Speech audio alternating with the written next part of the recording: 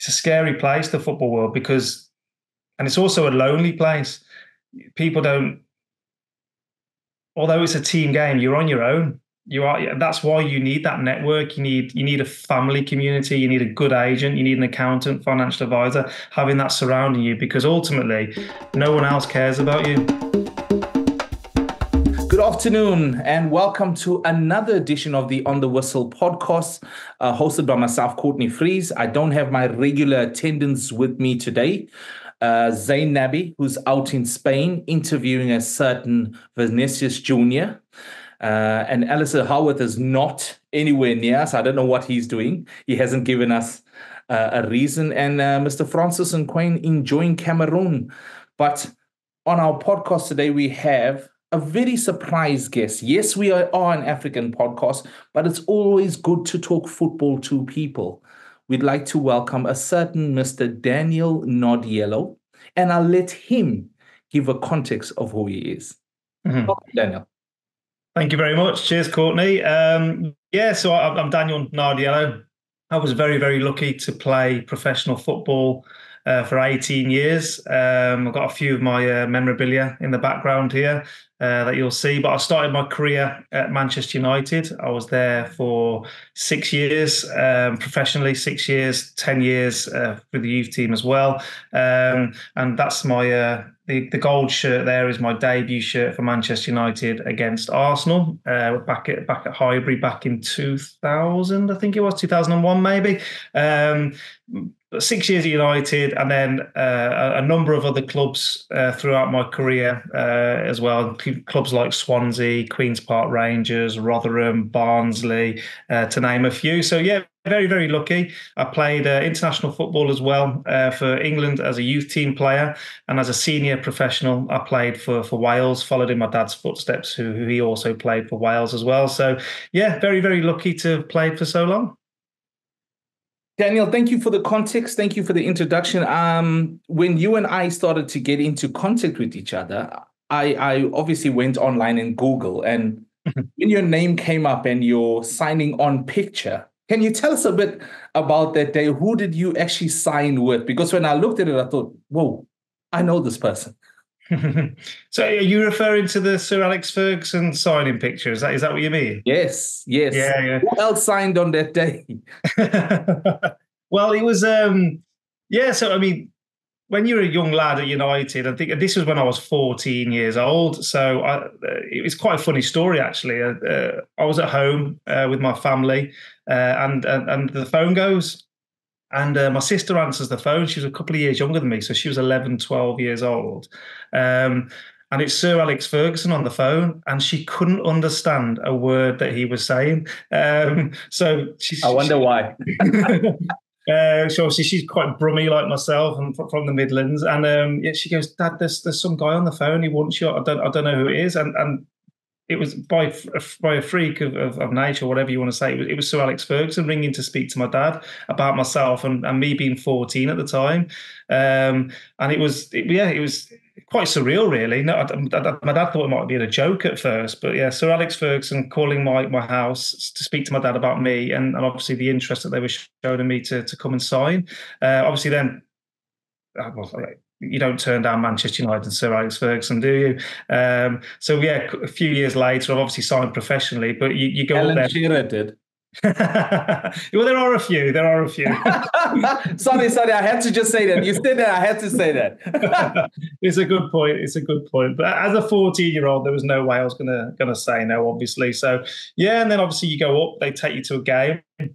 You sit in the director's box, and I sign my contract, obviously with Sir Alex Ferguson prior to the game. And on that day, again, my sister was really, really excited because Posh Spice was actually sat next to us in the director's box as well. So it was a great day. Obviously signing for United, signing my contract with Sir Alex, and obviously watching the game as well was great. You know, the picture I'm also referring to here, Daniel, is on the day Cristiano Ronaldo signed for Manchester United.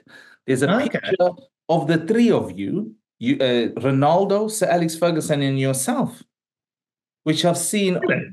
Yes, I've seen. So I've never seen that. I'll have to Google that myself. I generally don't know that. Yeah. And I thought to myself, wow, were you there at the time when he signed? Yeah, I signed prior to him, but I was there when he was there. Yeah. So when he first signed as an 18-year-old, obviously he came straight into the first team training, and I was trained. I was a few years older than him, and he was training with the first team. And even at that age, you could tell he was something special. Nobody would have predicted what he's done and what he's achieved. But yeah, even at that age, as a young 18-year-old kid, didn't speak a word of English, and he was. You could tell that the ability was there. So I've got a question for you, Daniel, especially about the gold Man United kit, which wasn't really worn a lot while at Manchester United. I can remember the game at Highbury, where you guys played Arsenal. Can you tell me the other South African that was playing in that team at the time? In the Arsenal team or Man United team? Man United team. I'll give you a clue. He was Quinton Fortune. Quinton Fortune, our only South African representative that played for Manchester United, who we've never been able to get onto our podcast, who we've tried we've tried so many times, Daniel, never been able to get him on. So, Daniel, your time at Manchester United, obviously iconic club, theatre of dreams, it has everything. It has all the components. What was it like as a youngster being treated by the machine of Manchester United? I get asked this question quite a bit, and I think the one thing I would say is that you sign there, you leave school, you go there from 16, 17 onwards, and you don't really even think about it. It's only now, as a 40-plus-year-old man, that I think back, gee whiz, I was actually in Manchester United, training with Sir Alex Ferguson, with the likes of Keane, Beckham, Scholes, the Nevilles, that kind of thing. And you just take it in your stride as a young lad. And I think anyone who's going to be in professional sport, you've got to kind of have that attitude. I think it's just something that it was what it was, and I was lucky enough to do it. And you don't even appreciate it until you look back on it at later life, and how lucky I was to be part of that machine and be there and have all those facilities and those kind of players that I was with. So yeah, at that age, I just thought it, took it as normal, and I took it in my stride. Looking forward, you at this club, like I said, you're part of this huge franchise that is doing wonders on the field, off the field, in every sort of component, on the stock exchange as well, which they went in to become a public company. Besides the football side, which is obviously important, but besides the football side, what did Man United or professionals at Man United help prepare you for time after Man United? One thing I'll say is they were better than most at that. When we're talking 23, 24 years ago when I first signed, so they were better than most clubs.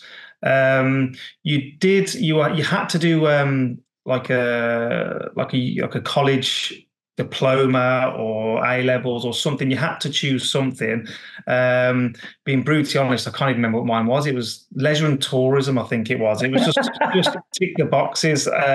So they did try and guide us to do something and prepared. And some lads were a lot more sensible than me at the time. I just thought leisure and tourism, I want to be a footballer, let's get it done. Whereas other lads did proper, A levels, went on to do degrees and did a lot more higher qualifications than I did, which is one thing I'd probably regret at the time. I wish I'd have been pushed in to do a little bit more than what I was, what I chose to do. But yeah, there was guidance there. We had college days, school days. I think it was 1.5 days a week for the first 3 years. So there was help and guidance there. However, after going back a few years back, I went back to the setup and the college and what they've got now, and it's just unbelievable. It's incredible what they've got there. I think we were the start of the process where they did it, whereas now they're just leagues ahead of where they were, which is obviously a very good positive thing. But I think it kind of started when I was there, but it was available for us to do some form of studying. So you say they're leagues ahead of where you were. Give me an example. If I walk into it, what will I be faced with to see that the club is really investing in the future of the players, thinking about how players take the second phase of their lives after professional football? What is there for youngsters to avoid the trappings of the modern day footballer? Yeah, so I think there's a whole new building. They've literally built the whole building, a huge plot on the campus, the school campus, which is specifically designed for the United lads. I know for a fact that they can't just get away with doing a leisure and tourism A level like I did. You have to do a set course or degree or diploma, whatever it may be. That's going to give them something for later life as well. There's teachers. We had a couple of the school teachers looking after us, whereas now they've got people that are part of the whole development of it. So there's teachers, there's managers, there's CEOs that look out over it all, and it's a real big positive impact on the players because they know that they're going to get looked after, and they are pushed, not in a nasty way, but they're pushed to do something that they can progress with life after football. Because I mean, I know better than most. The lads that I played with at United, I think there was 16, 17 of us that signed. There's only 3 or 4 of us that actually made it as professional footballers. Well, the longevity of a long career of 10, 15 years plus. So it's and that's Man United players. So it is a super tough environment for people to make it in. So you said 16 of you signed, 3, maybe 3 did go on and make it, obviously. Yeah. That's a quarter, that's 25%. That means close to 75% or more did not make it. And that's Manchester United as well. Manchester United. Did the players then, I don't know if you followed some of them fall into lower leagues. What more do you know about them? Yeah, so I mean, I think that I don't keep in touch with all of them, but you do tend to see them. I've had them on social media and little bits and pieces. Living in the Manchester area as well, I bump into a couple of the local Manchester lads. I know a couple of them went into coaching. I think Neil Wood, I don't know, he was the manager of Salford City last year. He was also a youth team coach at United, very, very highly rated coach. There's a couple of other players that I know went into coaching. The lads that obviously had a longevity of a career was myself, Daniel Pugh, who I still keep in contact with. Alan Tate as well had a really good career as well, with specifically with Swansea. A lot of the lads, because they came from all over the country. There was a John Rankin actually when I had a good career in Scotland. So I'm thinking there was 4 of us that probably had a decent career in terms of longevity. Few players played for a little bit. But football's one of them worlds where you have fond memories as a youth team player. And if I bumped into some of the youth team lads now that I grew up with, I'd have, it'd be like we hadn't not seen each other for 20 plus years.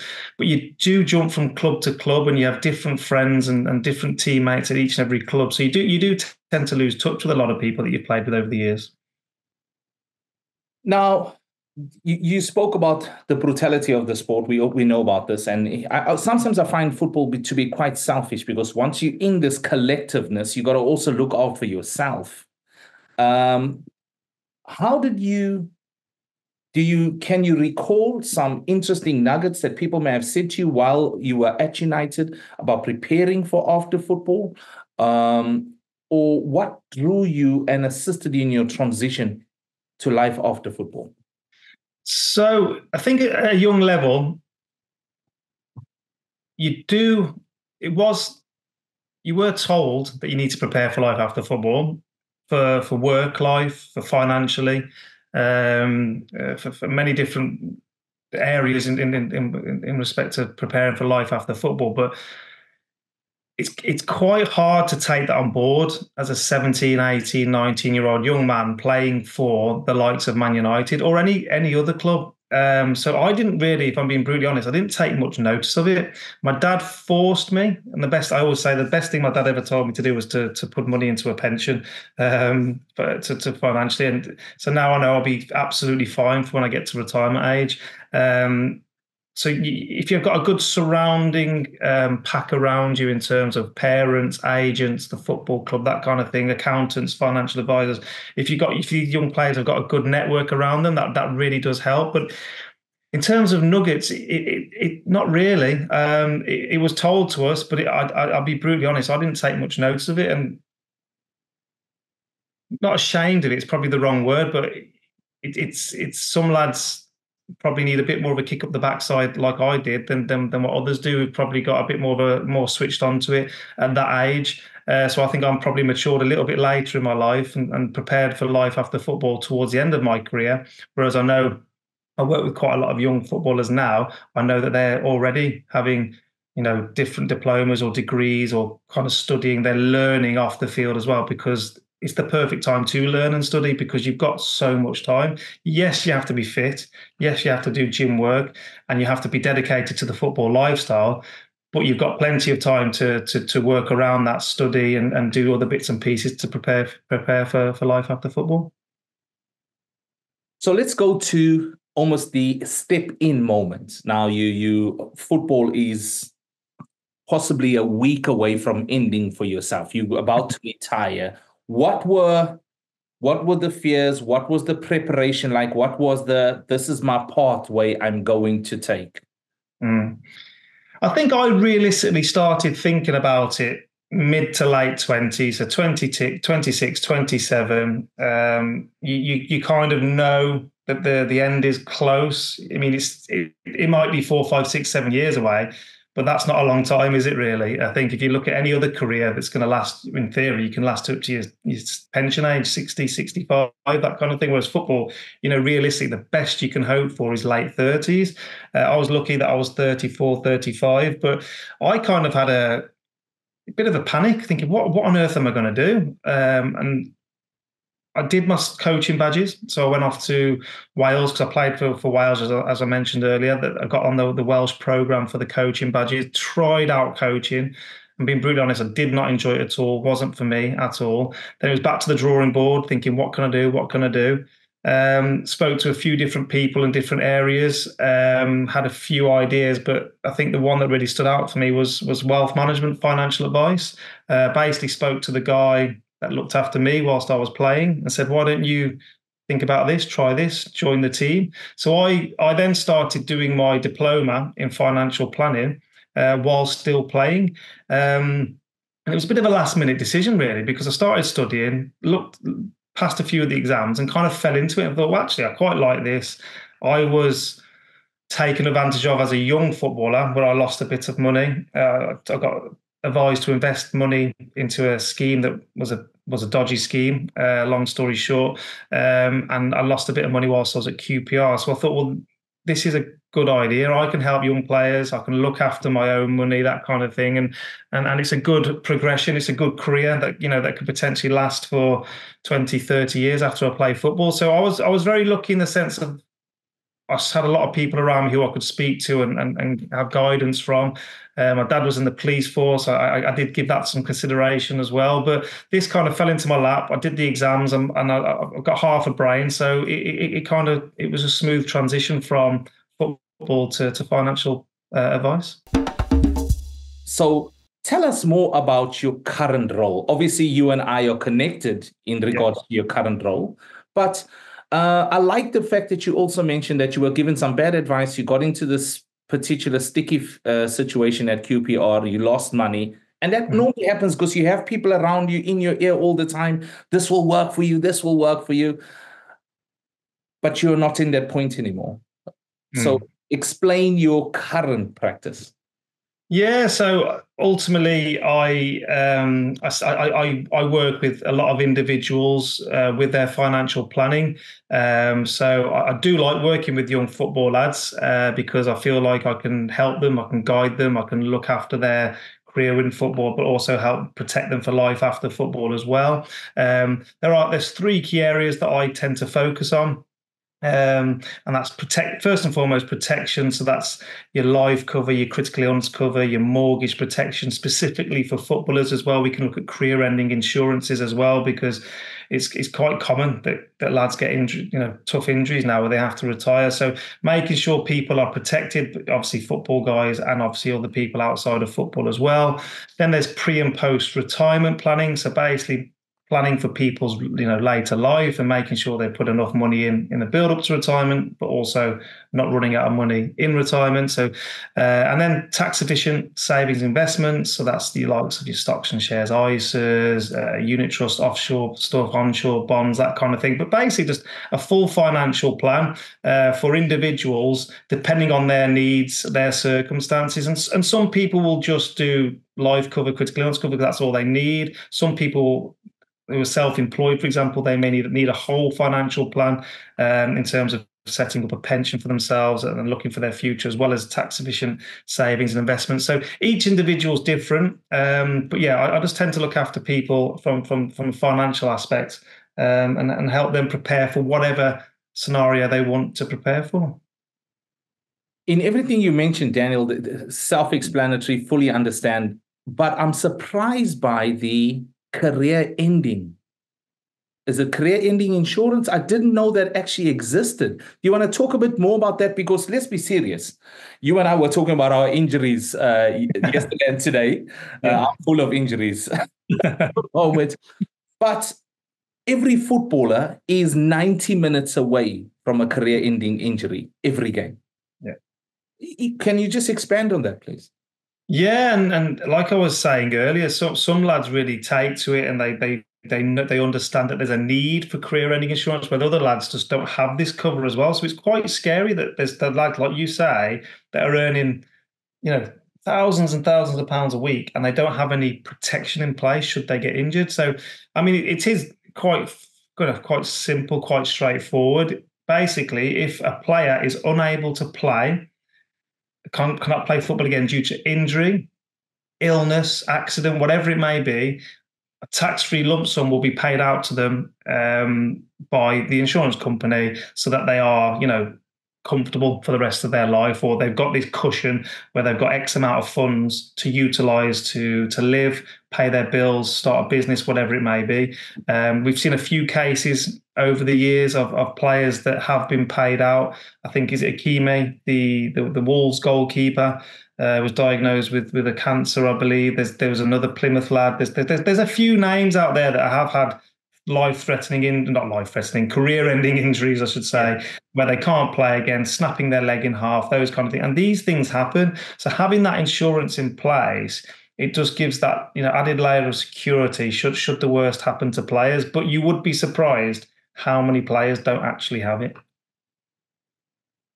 That shocks me, because in the time where football is littered with money like never before, that wouldn't be a massive premium, and that sort of fallback in case something happens to you, And like you and I were talking a bit off air, there's always stories that just make you cringe, where you think to yourself, this person was earning huge amounts of money, playing national team football, playing top tier football for a top club, Champions League football, and at the moment, this person hasn't got 2 dimes to rub together, It is such a scary scenario. But if you had the opportunity, and I'm giving you a platform here to talk to a room of pupils that are current footballers, what would your advice and speech be to them? Yeah, I think just to touch on a point that you made there, I think it's 40% of actual Premier League footballers end up going bankrupt after their career.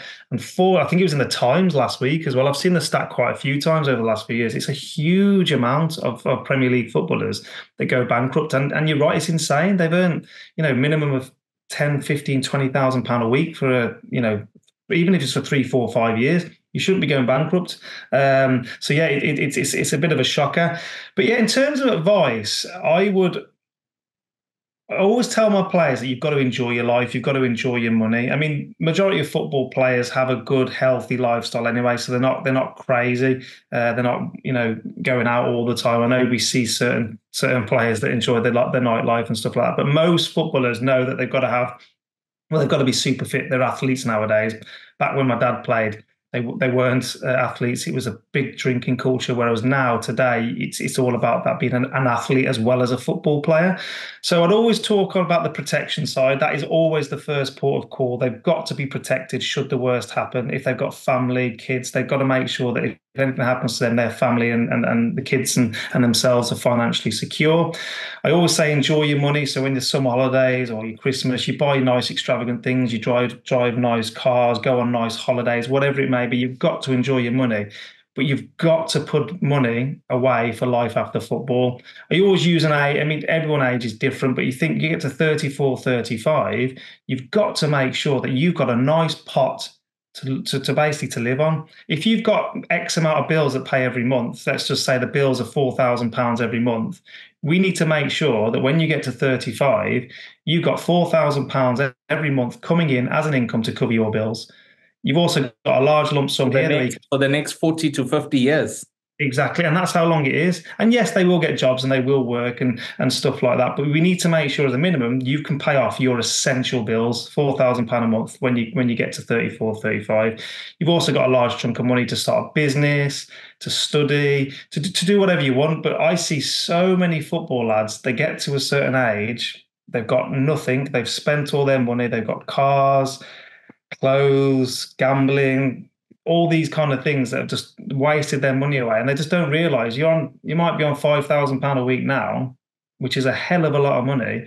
You're not going to get that when you're 34, 35 realistically, or if you're on 10 grand, 15 grand, and so on. So it's all about preparing for later life. And like I say, some lads take it on board, some lads don't. But also preparing for later life. So it's 3 stages: protection, prepare for life after football, and also prepare for life from 60 onwards as well, because they've got enough money that they can utilize pension allowances, that kind of thing, to make sure that they're sorted throughout the 3 stages of a football career.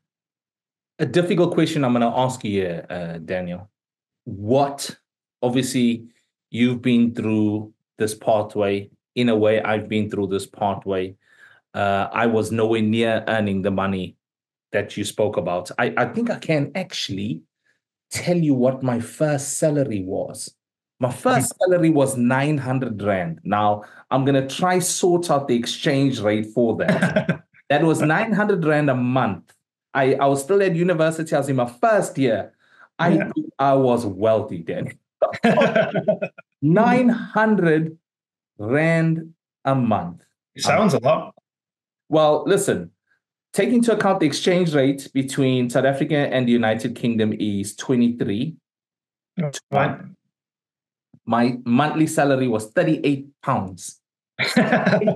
Daniel, I think I was the richest person at university.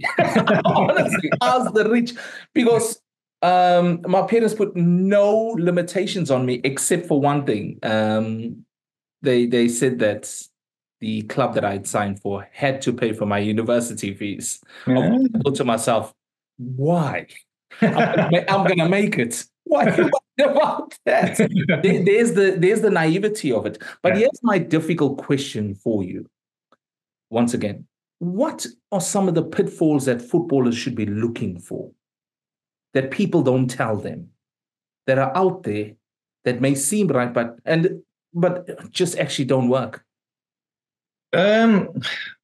Well, like you touched on earlier, there's a lot of cowboys out there trying to take advantage of footballers, and you actually see it all the time still now. Hangers on, people wasting their friends' money, or people looking to, well, for want of a better word, rob the players of their wealth. That goes on all the time, and that needs to be seriously looked at. I think that there's loads of schemes that I've been privy to or heard of when I was playing professional football, and loads of lads got sucked into it. And I'm talking as recently as 5-6 years ago. So these things still go on. It's a scary place, the football world, and it's also a lonely place. People don't, although it's a team game, you're on your own. That's why you need that network. You need a family community. You need a good agent. You need an accountant, financial advisor, having that surrounding you, because ultimately no one else cares about you. You're there. You're used as a footballer. you're taken advantage of as a footballer. Yes, you live the lifestyle, it's a dream job, but it's a lonely place. So surrounding yourself with the right people is paramount, because injuries do happen. You're out the team. You get abuse from the fans. I think most footballers can handle the abuse from the fans, but it's still not nice to hear. So as lucrative and as exciting as a football career is, it does have its dark places as well, and it is tough for many players. Being in the limelight and the expectancy level that certain people have on you. Daniel, you've been very generous with your time. I know you're a busy gentleman. I'm actually grateful that you could take this time out to talk to us today about being wise beyond the football field, and things people need to start thinking about. I want to say thank you for your time. Thank you for your wisdom and your patience. Now, the only other thing I'd like to ask of you is, what if one of our players in South Africa want to get in touch with you? Is that something, is there a pathway for this to happen? Or is there, because I know the connection that I have with you, is there companies within South Africa that they could link with as well? Are you talking from a financial aspect or football aspect? What do you, Financial. Financial aspect for us? Sorry. I should have clarified my question. From a financial aspect, looking at support, looking at advice, looking at preparation for life after football. Yeah. So first and foremost, anybody who's in the UK, I am allowed to advise and speak to and give guidance to, whether they're born in South Africa or born anywhere in the world. If they're in the UK, working in the UK, I can advise those guys that are currently in South Africa, stuff like that. I mean, I am available on social media sites if they want to drop me a message or anything like that. But ultimately, I wouldn't be able to advise. I think that obviously tax laws, income laws, different legislation, obviously there would be very difficult for me to advise, because I wouldn't have a clue where to start, if I'm honest. But even just guidance on football or other bits and pieces, I am available and do try to respond on social medias as well. But in actual financial advice, it would be tricky for me to actually advise anyone that's not actually within the UK. Okay, no, absolutely fantastic. Well, Mr. Daniel Nardiello, thank you once again for your time today. We appreciate your wisdom. We appreciate your time. And also, we hope Man United this season are not successful. Yeah, well, yeah, who knows? Who knows? So what are your predictions for your team? Let's just finish off with your predictions for your team this season. God, where do we... I think it's going to be a tough year. I think realistically, a successful year for United this year would be a top four finish. I'm not one of these guys who think they need to go for the title now, because they're years off that. Or a good few summer windows, I should say, off that. So top four finish. And if they do well in one of the cup competitions, whether that's Europe or domestically, I think that'll be a positive as well. So, but realistically, top four has to be a minimum. Top four. Mr. Nardiello, thank you so much. Have a fantastic day. Cheers, Courtney. Thanks.